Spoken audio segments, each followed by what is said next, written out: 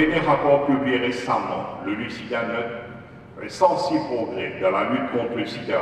Dans cette conjecture, une implication plus forte de l'État dans la réponse actuelle. Nous espérons que les programmes qui ont été déjà enclenchés vont s'améliorer et surtout qu'on aura notre National Action Plan pour la lutte contre le sida qui soit enfin validé par le ministère, ce qui n'est pas encore le cas. Recommandations qui vont être faites pendant ce colloque, puisqu'on va parler aussi des hépatites virales et pour la première fois des addictions dans la zone de l'océan Indien, vont déboucher sur une prise en charge globale qui va prendre en considération tous ces éléments, de la dépendance aux hépatites en passant par la santé globale qui est nécessaire quand on parle de prise en charge du VIH. Donc nos attentes sont très importantes en termes de retombées immédiates pour l'île Maurice, en termes de retombées pour la région. On a des grandes disparités dans nos îles, en particulier à Madagascar où il y a des défis qui sont colossaux. Donc j'espère que nous allons ressortir de là avec une coopération renforcée et des moyens pour la faire, parce que sans moyens, pas d'action, pas de solution.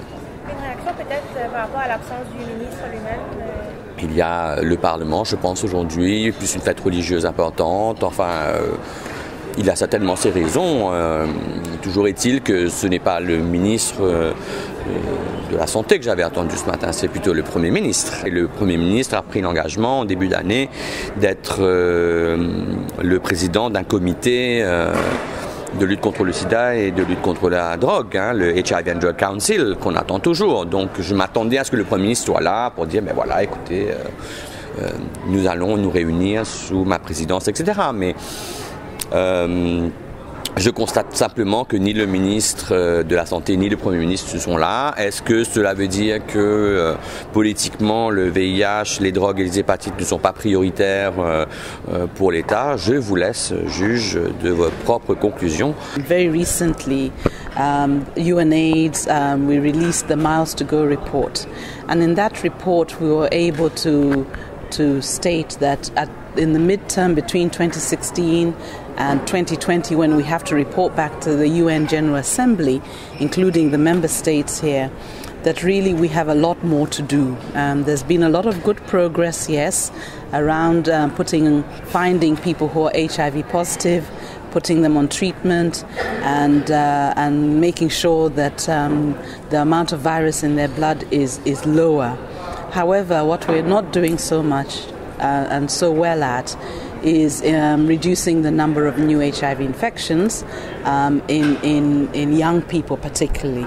And the young people include what we term as key populations in the island states, men who have sex with men and other gay men, transgender people, people who use drugs and sex workers.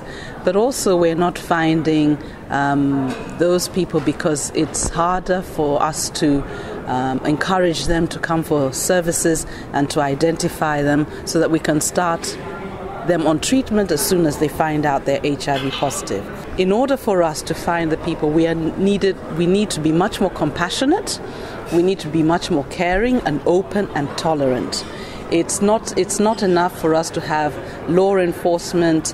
It's not enough for us to have stigma and discrimination still in our homes, even in health settings and clinics, because these are exactly the actions that keep people away.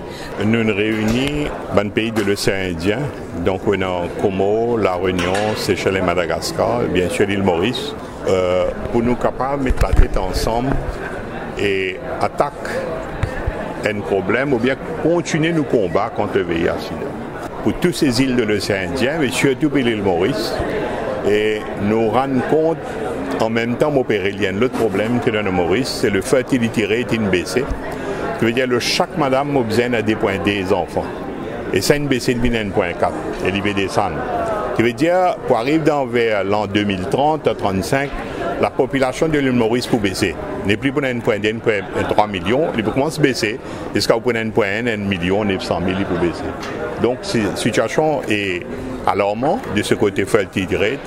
Mais à cause de ça, nous pensons qu'il nous pas un droit pédienne du monde qui a le VIH-Sida.